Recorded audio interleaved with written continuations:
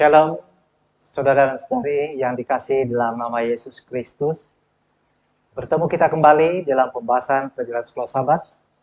Pada Sabat yang lalu kita telah mengakhiri pelajaran sekolah Sabat suku tahun yang pertama. Dan pada kali ini kita akan memulakan satu lagi pelajaran sekolah Sabat yang cukup menarik untuk dibahaskan selama 3 bulan yang akan datang ini. Pelajaran sekolah Sabat suku tahun yang kedua dalam tema besarnya janji, perjanjian kekal Tuhan. Dan pada Sabat yang pertama ini kita akan membahaskan satu tajuk yang berupa pertanyaan, yaitu apa yang telah berlaku. Nah, inilah perkara-perkara yang akan kita perbincangkan, yang akan diuraikan dan dibahaskan oleh para panel yang bersama dengan saya. Justru saya ingin terus memperkenalkan ahli panel yang bersama-sama dengan saya pada pagi ini, yaitu Elder Robert, tidak asing bagi kita. Beliau adalah Elder Sekolah Sabat di Gereja SDA Perapat, dan juga Elder in Training, Alwin Januling, merupakan setiausaha gereja. Terima kasih di atas kebersamaan saudara-saudara semua. Baik, kita mengundang Roh Kudus untuk memulakan perbincangan sekolah Sabat. Mari kita tunduk kepala dan saya akan pimpin di dalam doa. Ya Tuhan, Bapa kami yang bertakhta di surga. Pada masa ini, kami mau mengundang Roh Kudus Tuhan untuk bersama dengan kami sementara kami membahaskan firman Tuhan melalui pelajaran sekolah Sabat yang cukup menarik ini.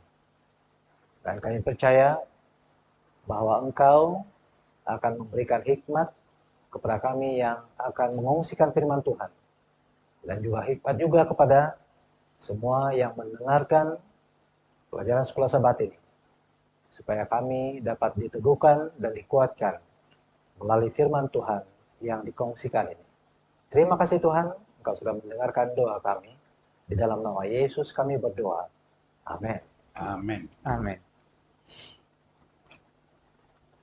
Saya langsung saja membacakan ayat hafalan kita pada pagi ini atau pada Sabat ini, yang bertajuk ataupun yang kita dapat daripada Alkitab Kejadian 1 ayat yang ke-26 dan ke-27. Firman Tuhan berbunyi, baiklah kita menjadikan manusia menurut gambar dan rupa kita. Maka Tuhan menciptakan manusia itu menurut gambarnya. Menurut gambar Tuhan diciptanya, dia laki-laki dan perempuan diciptanya mereka. Saudara dan saudari, Alkitab mencatatkan tentang penciptaan manusia yang adalah penuh dengan harapan, kebahagiaan, dan kesempurnaan. Bukan itu sahaja, tetapi Allah menciptakan langit dan bumi dan segala isinya dengan cukup sempurna. Hal ini jelas apabila Tuhan mengakhiri kerja penciptanya setiap hari di sepanjang minggu penciptaan. Maka lafaz ilahi sungguh amat baik, menunjukkan bahwa segala ciptaan Tuhan itu teramat sempurna dan baik adanya. Ini bermakna manusia yang diciptakan Tuhan menurut gambarnya, seperti yang dijelaskan di dalam ayat hafalan tadi, adalah juga suatu ciptaan yang sangat sempurna. Justru manusia itu tiadalah yang dikatakan sebagai pembunuh, tiadalah yang dikatakan sebagai pencuri, dan tidak melakukan kejahatan. Tetapi apa yang berlaku kepada dunia kita atau bumi, maka kejahatan oleh manusia dapat kita lihat dari masa ke masa, ya. Kemudian bencana sentiasa menimpa bumi. Persoalannya di sini ialah apa yang sudah terjadi. daripada sempurna menjadi suatu keadaan yang serba jahat. Ya. Nah, inilah antara yang kita akan pelajari di sepanjang perbincangan kita. Dan sekurang-kurangnya pada sahabat ini kita akan membincangkan satu, kita akan melihat ya bagaimana penciptaan itu berlaku dan apa yang telah Tuhan buat pada mulanya, dan kemudian kita akan juga melihat apa yang setelah terjadi pada ciptaan Allah yang sempurna itu. Dan akhir sekali sudah tentu kita akan membincangkan atau menyentuh tema besar suku tahun kedua pelajaran sekolah Sabat ini, di mana kita melihat apa yang Tuhan lakukan untuk memperbaiki atau memulihkan semula ciptaannya itu.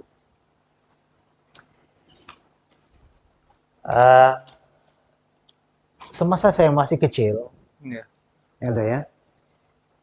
saya membayangkan bahwa bumi ini rata. Dan ada pelbagai teori dan tanggapan manusia tentang keadaan bumi yang mana ciptaan Tuhan. Jadi berdasarkan firman Tuhan, saya percaya bahwa IIT Alwen akan dapat menjelaskan hal yang sebenar tentang penciptaan Tuhan ini. Silakan. Terima kasih, Alda. Iya, di pelajaran Al-Ihad, satu tajuk yang pada awalnya ada, saya baca dia punya tajuk, kenapa ada penyu-penyu sampai ke bawah ini dalam pelajaran? Bagaimana dikaitkan dengan pelajaran? Kenapa ada penyu? Ya Allah. Dan saya pasti kalau saudara-saudari sendiri melihat tajuk ini, penyu-penyu sampai ke bawah, pasti tertanya-tanya, apa isi yang mau disampaikan melalui pelajaran ini? Nah, sebenarnya isi daripada tajuk ini adalah mengenai asal-usul dunia kita. Penyu-penyu kan asal dunia kita. Bukan seperti itu ya. Tapi penyu-penyu ini merujuk kepada satu ilustrasi ataupun kefahaman yang ada diceritakan dalam sekolah Sabat kita.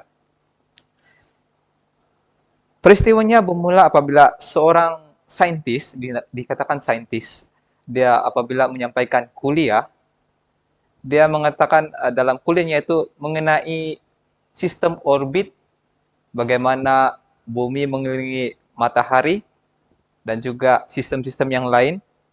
Dalam kuliahnya itu, tiba-tiba ada seorang wanita tua mencelah. Katanya begini, bumi seperti cakra yang rata. Cakra yang dimaksudkan sini kalau bahasa yang mudah CD. CD yang bulat, yang tengok video-video itu CD.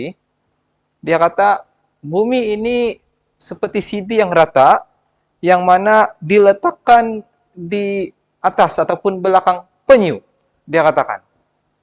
Lalu saintis ini mungkin terasa tertarik ataupun bagaimana, dia bertanya lagi Allah. Katanya, lalu penyu itu dia duduk di mana? Lalu wanita itu dia kata, penyu itu dia duduk di atas penyu yang lain. Lalu saintis sini pun mungkin dia tanya lagi. Dia bukan mungkin dia rasa mau tahu lagi. Lalu penyu yang duduk di atasnya itu, yang kedua itu, duduknya di mana? Tempatnya di mana? Lalu wanita itu kata lagi, dia duduk di belakang penyu yang ada di bawah lagi. Lalu profesor ataupun saintis ini bertanya lagi. Dan dipendekkan cerita sampai-sampai wanita itu cakap, stop, dia kata. Stop, dia bilang. Rumusnya, penyu-penyu itu akan duduk di penyu-penyu lain sampai ke bawah. Seperti tajuk kita, penyu-penyu sampai ke bawah. Nah, kalau kita baca ataupun dengar cerita ini, di sini kita boleh persoalkan apa yang telah terjadi. Kenapa masih ada yang tidak tahu ataupun tidak percaya mengenai asal-usul bumi yang Tuhan telah ciptakan? Sebab dalam Kejadian 1 ayat 1, Ayat pertama dalam Alkitab sudah memberitahu kita asal usul bumi kita. Pada mulanya Allah menciptakan langit dan bumi.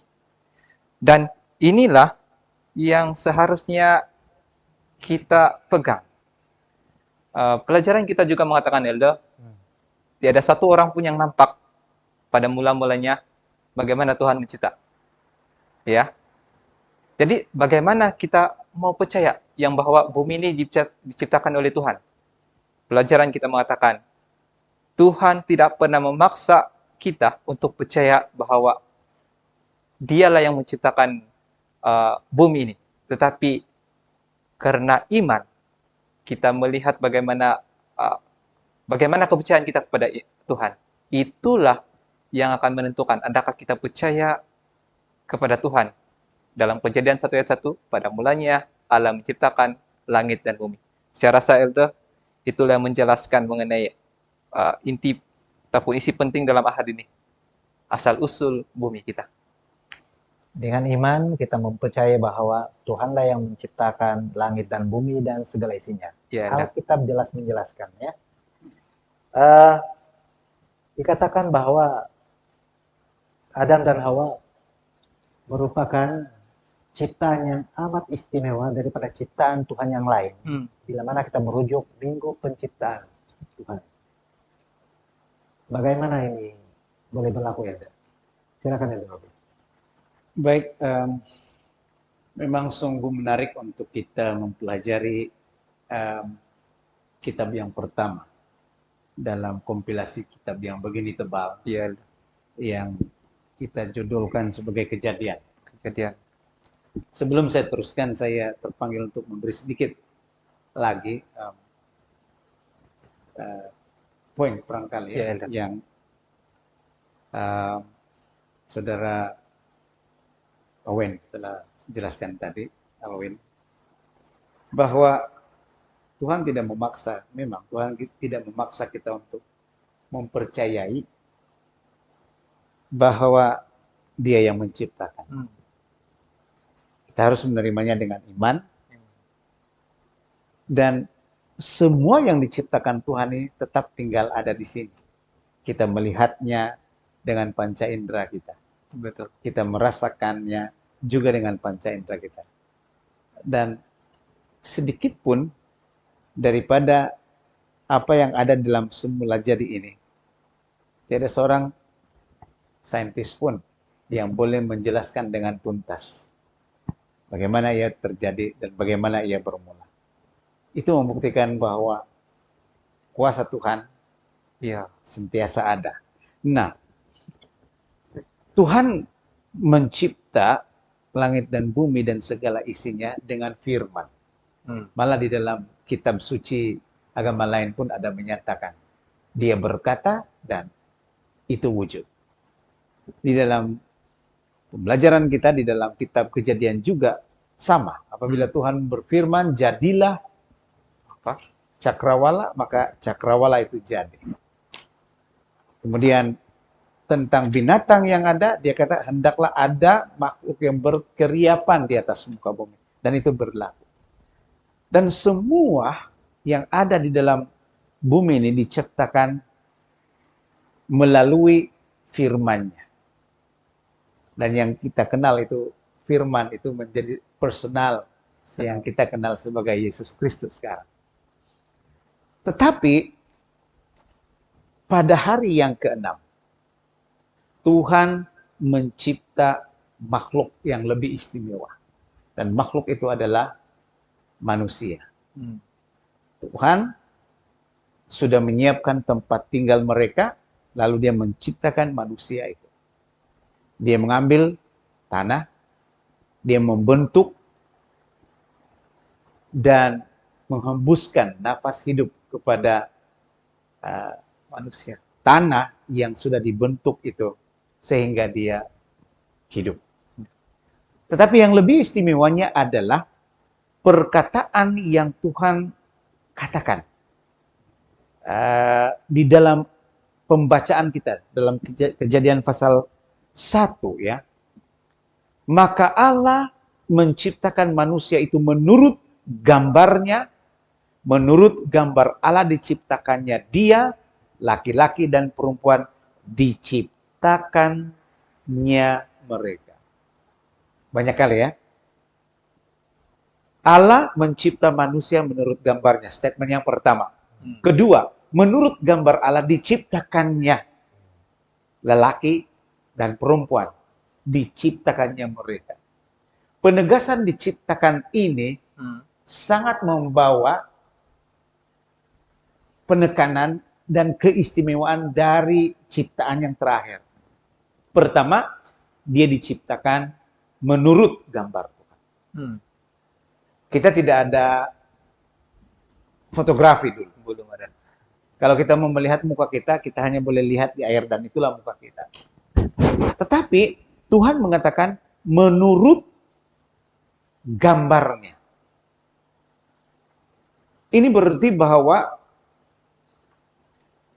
physical manusia itu, yaitu Adam dan Hawa, adalah seperti physical Tuhan. Cerminan. Walaupun dalam satu sisi kita mengerti bahwa Allah itu boleh berada dalam bentuk makhluk roh menurut pelajaran sekolah sahabat kita. Tetapi kewujudan Allah dalam bentuk fisik kelihatan pada ciptaannya yaitu Adam dan Hawa. Mereka dibekalkan dengan mental, cara berpikir. Dan juga mereka diberikan apa? Spiritual. Kebolehan dan suatu keistimewaan punya keinginan untuk menyembah Tuhan. Spiritual. Dan oleh sebab manusia itu mempunyai 3 ciri ini, yaitu physical, mental, dan spiritualnya, dia langsung memiliki hubungan yang rapat dengan Tuhan. Dan dia mempunyai kuasa. Tuhan memberikan mereka kuasa untuk membuat keputusan moral.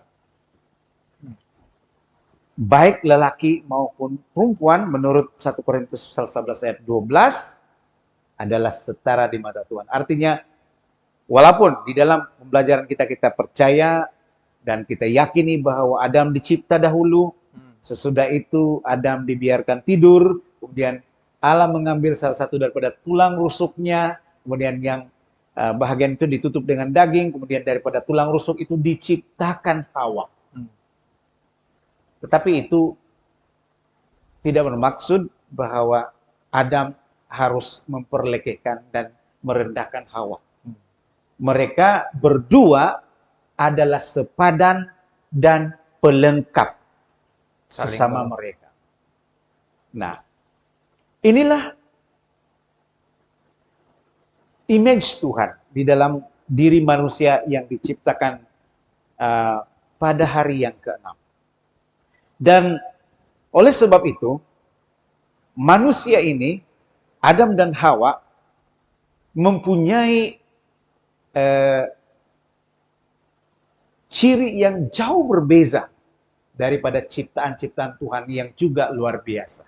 Karena manusia itu adalah gambaran dari Tuhan sendiri. Mungkin setakat itu dulu untuk bahagian ini, nanti kita kembalikan kepada moderator. Cukup jelas bahwa manusia dicipta menurut gambar dan rupa Tuhan sendiri. Ya. Persoalan saya yang seterusnya adalah, apakah cukup hanya menciptakan manusia, Adam dan Hawa itu ya? Ya. Atau apakah lagi yang Tuhan lakukan untuk manusia ini? Mungkin IT Owen boleh jelaskan. Ya Allah. Untuk menjawab teka-teki gitu soalan tuh. Ya Allah. Kita boleh lihat dalam pelajaran kita seterusnya, yaitu pada hari Selasa. Tuhan dan umat manusia bersama-sama. Nah, saya ringkaskan isi penting dalam pelajaran hari Selasa ini. Saya dapati bahwa Tuhan sangat ataupun mempunyai hubungan yang dia mahu bersama-sama dengan manusia itu, yaitu yang diciptakan yaitu Adam dan Hawa. Dan hubungan mereka ini menyebabkan Tuhan mempercayakan mereka dengan satu tugasan yang istimewa banding dengan ciptaan-ciptaan yang lain. Kenapa saya katakan begitu, Elda? Sebab ayat kita ataupun ayat hafalan dalam pelajaran hari Selasa ini yaitu terdapat dalam Kejadian 1 ayat 8. Saya baca, Elda. Allah memberkati mereka. Dia memberkati. Maksudnya Tuhan sangat mengasihi mereka. Dia memberkati. Lalu Allah berfirman kepada mereka, beranak cuculah dan bertambah banyak. Penuhilah bumi dan taklukkanlah itu.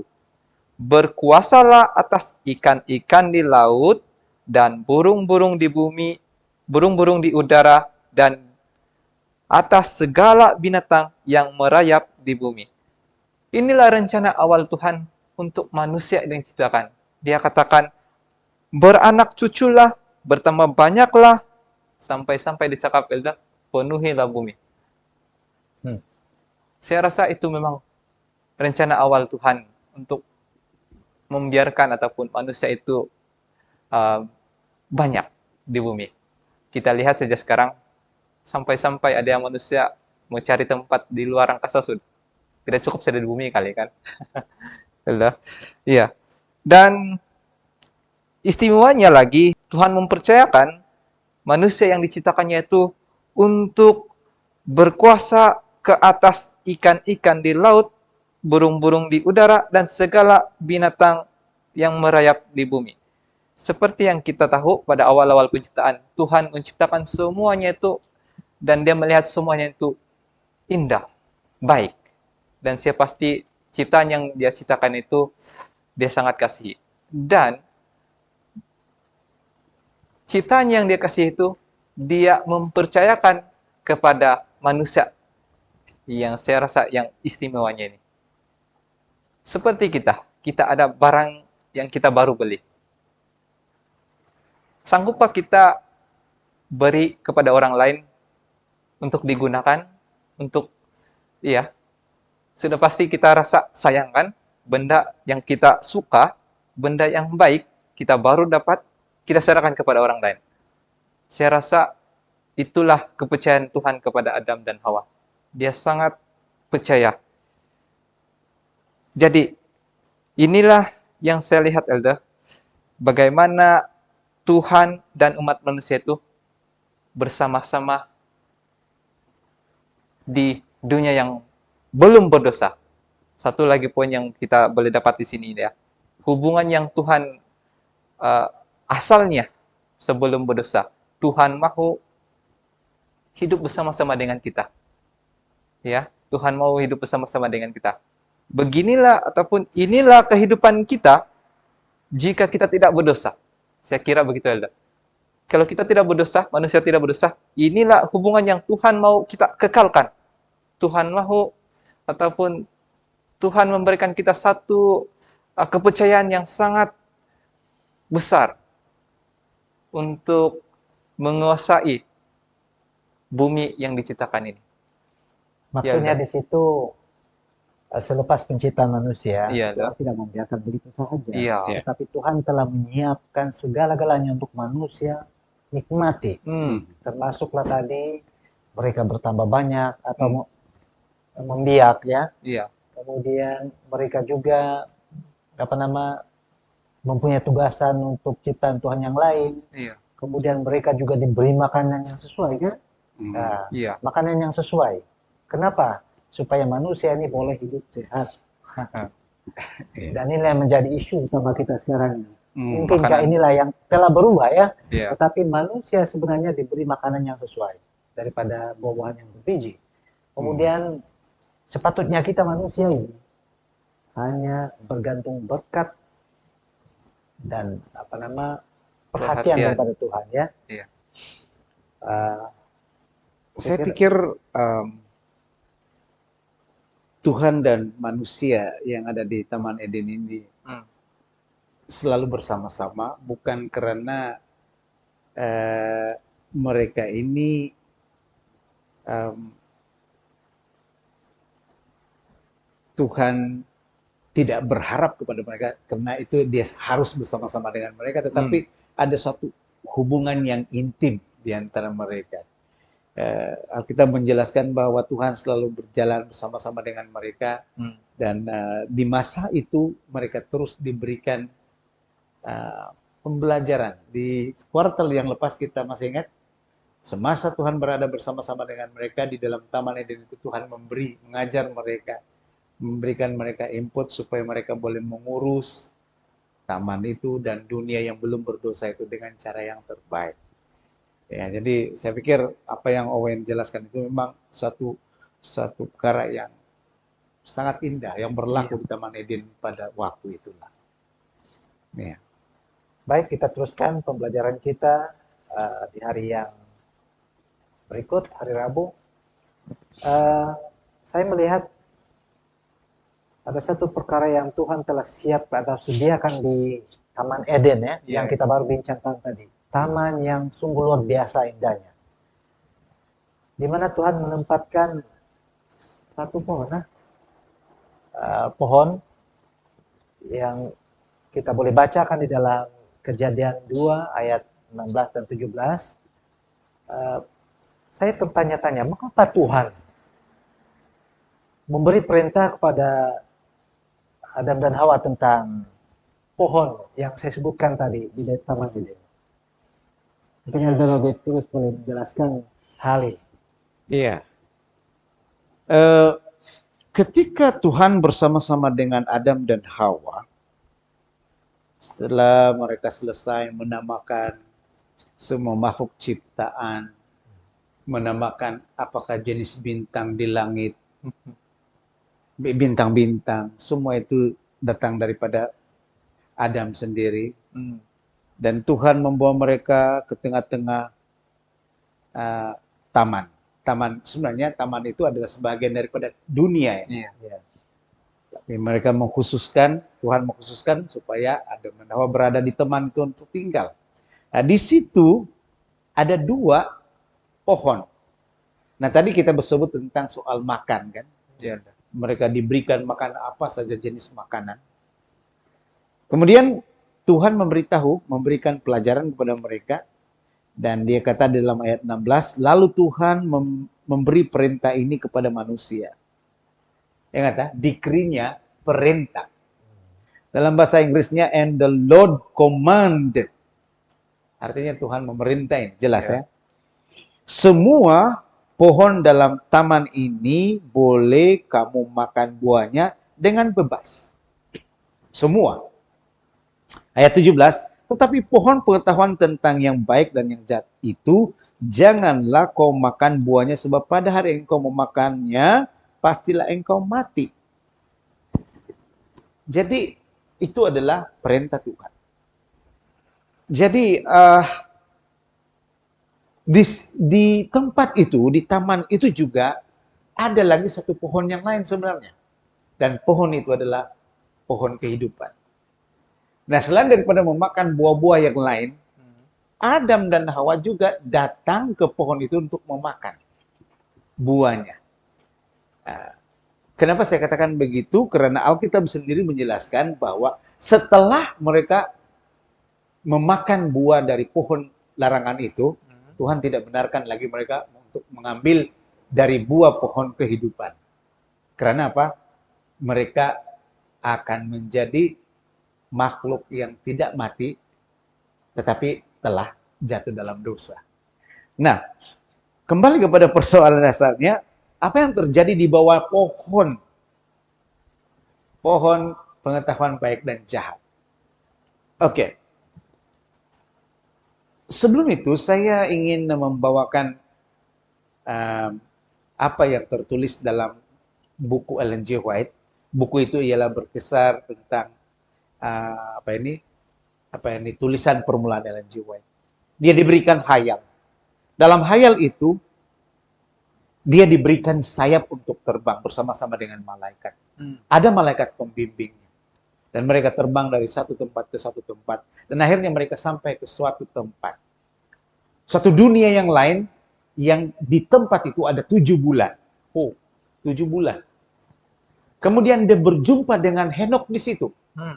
Henok yang diangkat dari bumi ini. Satu masa dahulu. Ya. Kemudian dia bertanya kepada Henok, adakah kamu tinggal? Tidak. Saya tidak tinggal di sini. Saya hanya datang sini untuk berziarah saja. Henok sebenarnya pergi dari satu planet ke planet yang lain untuk memberi kesaksian tentang apa yang berlaku di bumi. Menurut Ellen G. White. Nah, ketika Ellen G. White memandang ke suatu arah, dia melihat, dia kenal.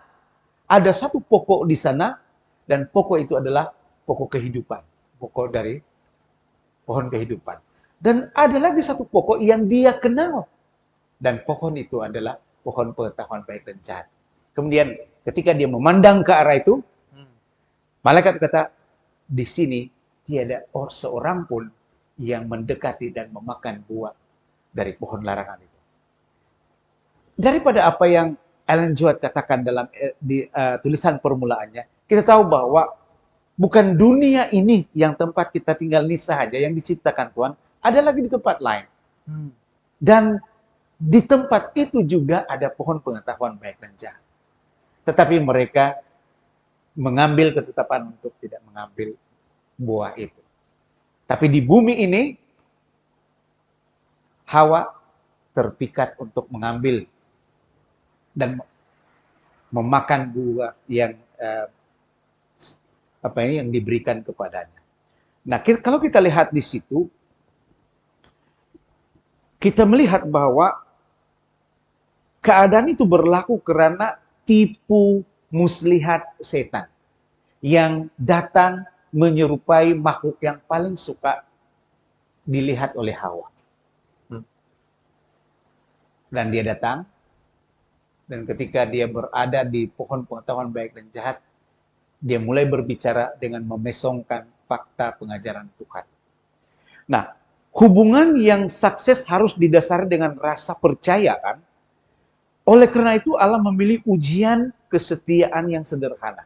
Tujuan pohon itu ada di sana, sama juga di planet yang lain, adalah untuk ujian sederhana supaya manusia itu dapat menggunakan kebolehan membuat keputusan moral itu sebagai makhluk yang tidak dikontrol oleh Tuhan, tetapi mempunyai keinginan untuk tetap setia kepada Tuhan. Nah, Allah memberikan manusia kemampuan untuk bebas membuat keputusan moral dan keinginan bahwa untuk mentaati atau tidak mentaati itu ada di tangan manusia. Tetapi akhirnya apa yang berlaku ialah sensasi ingin tahu. Ingin menjadi seperti Allah yang tahu tentang baik dan jahat, yang menjadikan tarikan pertama. Dan yang kedua, karena dia melihat bahwa rasa enak dari buah itu perlu dicoba dan dia memakan. Dan itulah yang terjadi. Dan yang paling membuatkan lebih tragik lagi, ketika Adam melihat istrinya membawa buah yang kedua, yang dari tangannya dia petik sendiri dari pohon itu, dia berikan kepada Adam. Dan Adam tahu bahwa itu akan membuat mereka jatuh dalam dosa. Tetapi dia memakannya.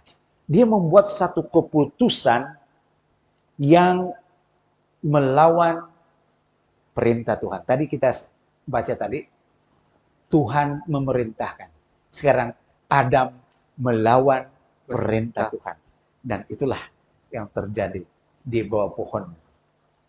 Saya kembalikan kepada moderator. Maksudnya Adam dan Hawa gagal di dalam ujian yang sederhana. Tuhan berikan kepada mereka. Ya. Saya pikir di dunia kita sekarang pelbagai ujian yang kita hadapi, bukan? Tetapi kita harus meletakkan kepercayaan kita pada Tuhan, supaya apa yang kita lakukan itu mata-mata bergantung kepada Tuhan.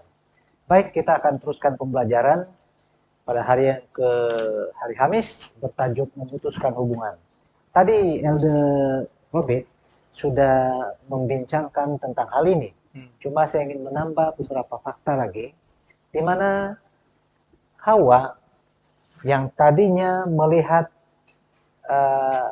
setan itu menyerupai ular dan dia terpikat dengan buah tadi ya, yang kelihatannya cantik, kelihatannya sedap dimakan. Sedap. Ya. Kalau keadaan manusia semula jadi, sepatutnya Hawa tidak akan tertipu dengan setan. Tetapi setan juga bijak. Kalau dia muncul di dalam rupanya yang tidak dikenali oleh Hawa, maka tentu dia gagal untuk memperdaya Hawa. Tetapi dia sangat bijak. Dia memilih hewan yang sangat cantik, sangat menarik, yaitu ular. Dan di situ kita lihat dan kita nampak bahwa Hawa tergoda dan memakan daripada buah pohon larangan itu. Kalau kita melihat Kejadian 3 ayat 13, kemudian berfirmanlah Tuhan Allah kepada perempuan itu, apa yang telah kau perbuat ini? Jawab perempuan itu, ular itu yang memperdayakan aku, maka aku makan. Wah, sungguh hebat strategi setan ya. Tetapi tidak cukup di situ, kita melihat apa yang berlaku selanjutnya. Setelah Hawa membawa buah tadi kepada suaminya Adam, Adam juga tanpa memikir panjang lebar, dia mengambil dan makan. Saya rasa ini keputusan yang sangat salah untuk Adam ambil. Karena di dalam pelajaran sekolah sahabat kita menjelaskan bahwa keputusan Adam untuk memakan daripada buah pohon pengetahuan baik dan jahat itu yang dilarang oleh Tuhan, maka itulah yang menyebabkan kematian manusia oleh karena jatuhnya di dalam dosa.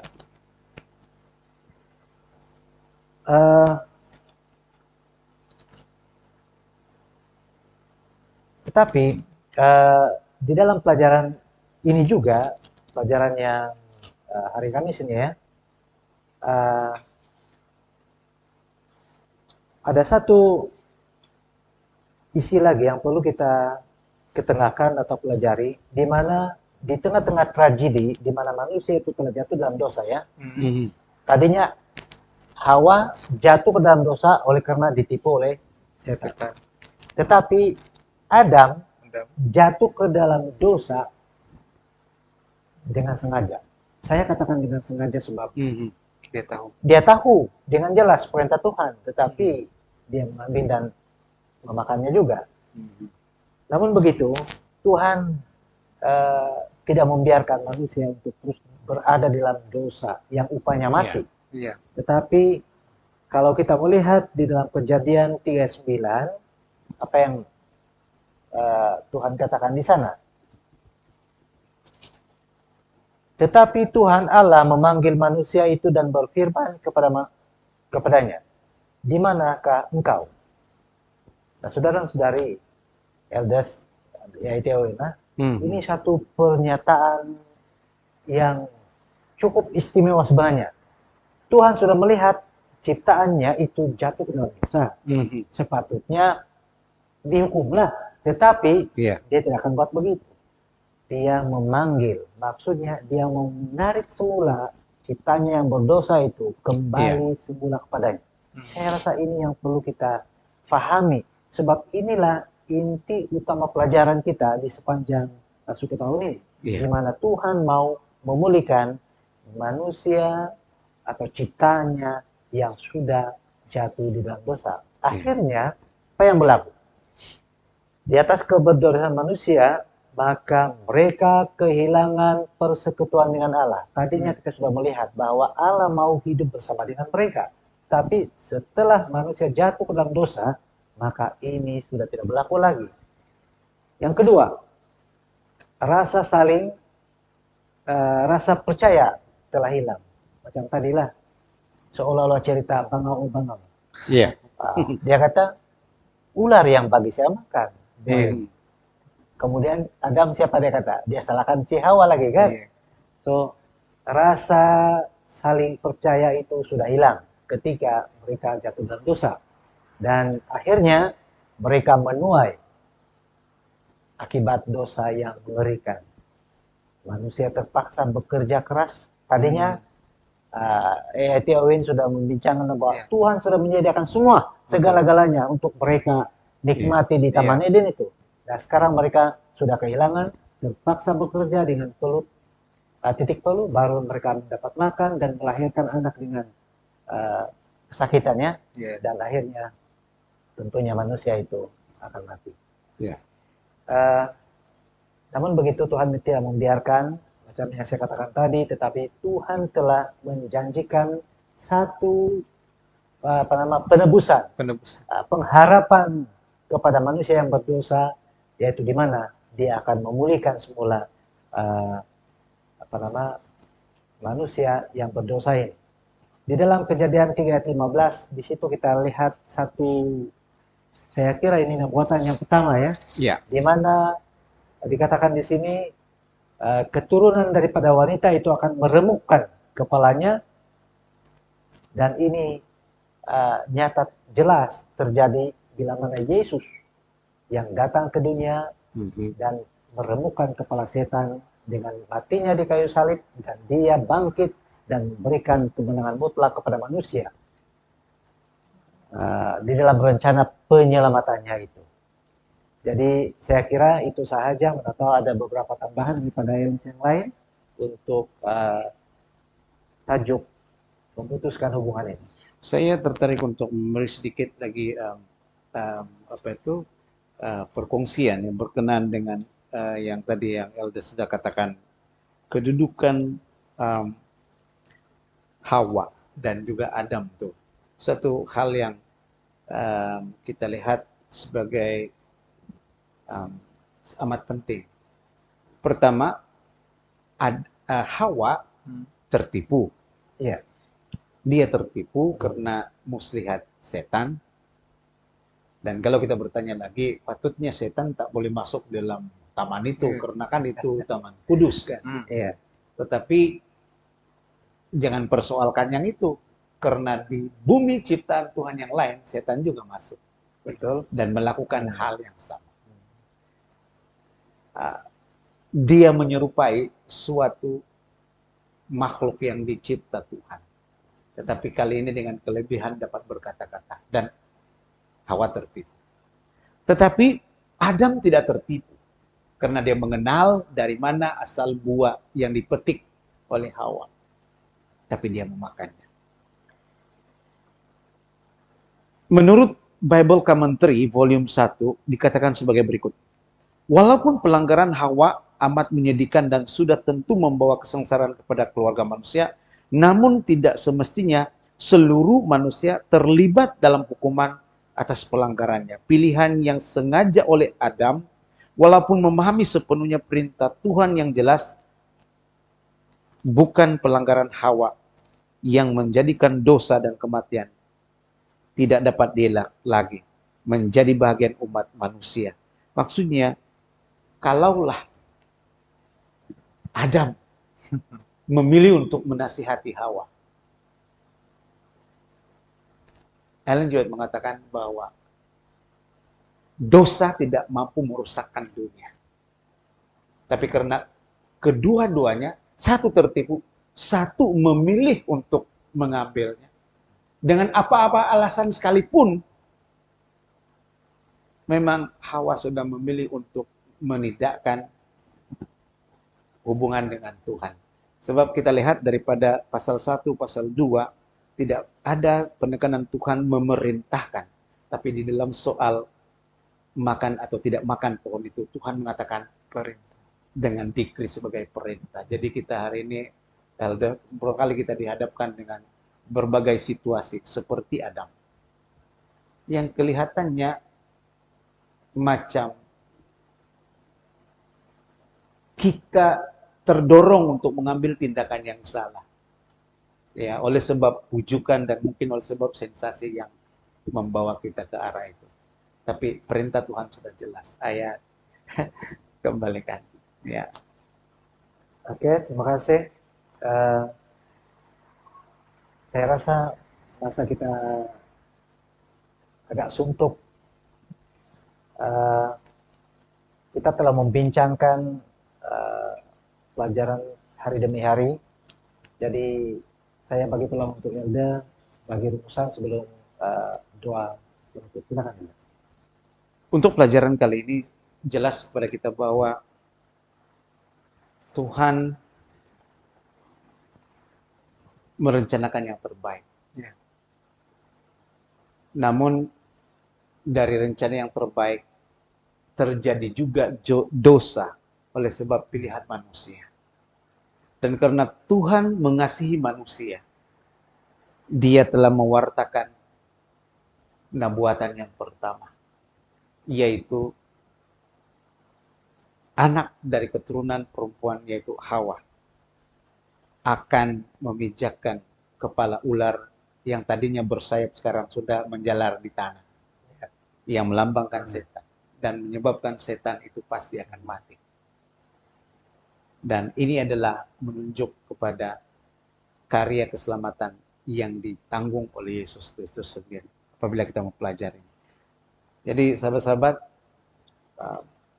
inilah yang kita harus ambil supaya jangan terjadi lagi kepada kita kegagalan yang kedua setelah kegagalan Adam dan Hawa di Taman Eden.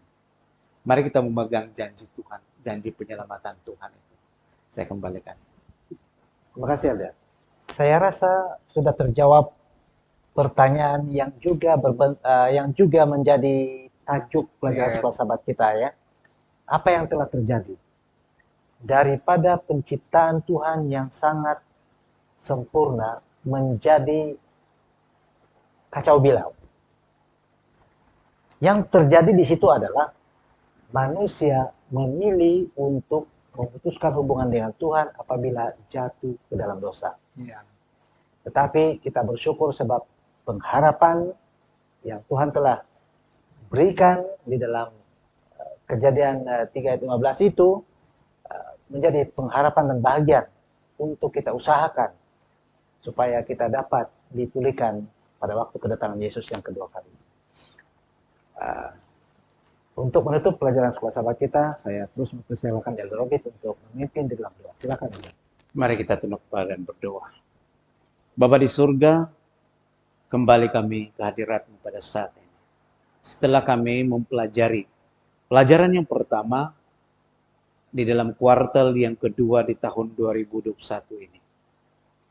Dengan tajuk apa yang telah berlaku. Dan kami telah melihat melalui kitab Kejadian bagaimana suatu peristiwa yang sedih, yaitu kejatuhan manusia, telah berlaku. Bapa di surga, kami percaya bahwa apa yang dilalui oleh Adam dan Hawa adalah suatu hal yang sangat-sangat tragik. Dan ia boleh berlaku sekali lagi dalam kehidupan kami. Kalau sekiranya kami dan seluruh umat Tuhan tidak mengambil ketetapan untuk mengimani nubuatan dan janji Tuhan akan penyelamatan kepada umat manusia. Tolong kami ya Tuhan, supaya kami dapat menerima janji penyelamatan Tuhan ini. Supaya kami tidak lagi diombang-ambingkan oleh segala macam tipu muslihat setan yang coba untuk menjauhkan kami daripada janji penyelamatan Tuhan. Terima kasih untuk pembelajaran kami pada hari ini. Biarlah kiranya itu akan menjadi sumber kekuatan rohani bagi kami. Terima kasih Tuhan. Kami doakan semua ini di dalam nama Yesus Kristus, Juru Selamat dan penebus kami. Amin. Amin. Semoga pembelajaran sekolah sahabat yang baru sebentar tadi kita dengar menjadi berkat kekuatan iman dan rohani kita. Sehingga kita berjumpa lagi di masa yang akan datang.